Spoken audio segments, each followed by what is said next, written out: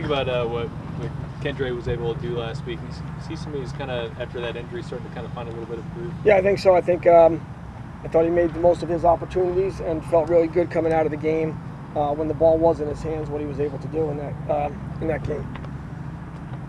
What, I'm sure there's 30 answers to this question, but what in particular has started helping the run game to get going for you guys? Oh, I think that obviously, I think Doug and his group and all those guys, I think they do a great job every week. And, sometimes it's me also calling more of them.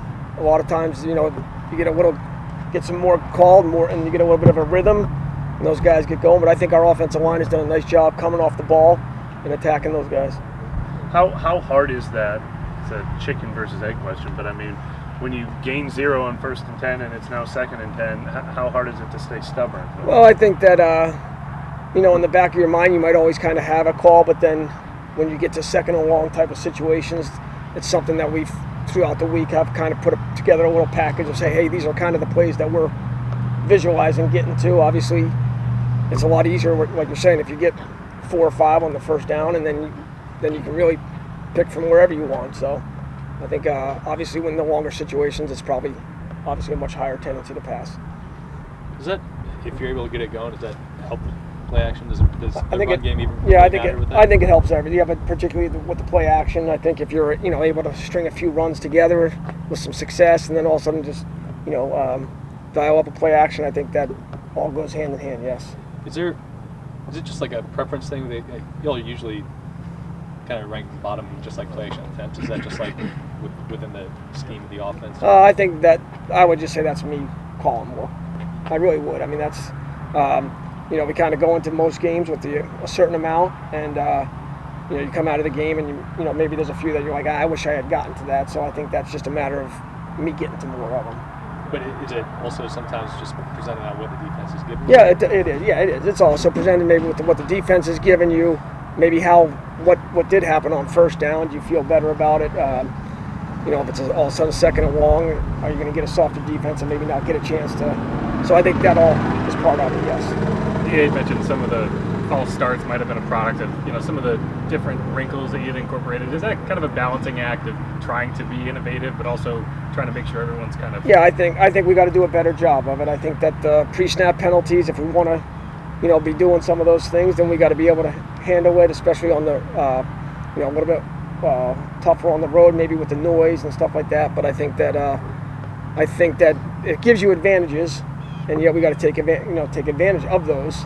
And so those false starts, we can't have those. I mean, just in general, do you think that kind of the attack you had in that first half, was it a bit more, I don't want to say innovative, but, No, I think it's just incorporating them as part of your plan. And, a lot of times they might be on the call sheet and it's what we would say, it's bracketed. So you could or you could not. And it's just a matter of doing it. What are some of the challenges that a Houston Texans defense presents? Well, I think they play extremely fast. I think they're well coached. I think they're always in the right spots. Ton of energy. They compete. They take the ball away. A lot of forced fumbles. So I think that they like to do what they do, and yet they do it at a high level. Play fast. They are extremely energetic and competitive and tough. Yeah. Do you notice maybe a sense of maturity that separates them too? I mean, you've got a first-year head coach, but it looks like they've been playing. I think they're extremely well coached. Always seem to be in the right spots, and I think they make you earn everything you got to get. Thank you. You've coached against New England a few times up there. How weird was that hearing them boo? Well, I think that I guess that's just kind of part of it. Obviously, they've had so much success over the history of the last, 25 years, whatever it is. But I think that, I guess it's part of it. It could happen anywhere. Pete, when you had the kind of offensive breakout like last week, what's, in your mind, kind of the key to just like establishing that as? Yeah, I think that, obviously scoring touchdowns in the red zone, that's obviously makes such a big difference. But I think that, you come out of the game, you feel good about the win, and yet there's still a lot of stuff that has to get cleaned up. And you guys have already mentioned the penalties being one of them. I think it hurt us a couple times in third down. You come out of the game and you look at your third down numbers, and that's not good enough. And sometimes those are part of what happened with the penalties, knocking us back a little bit. And so I think that a lot to clean up in those aspects.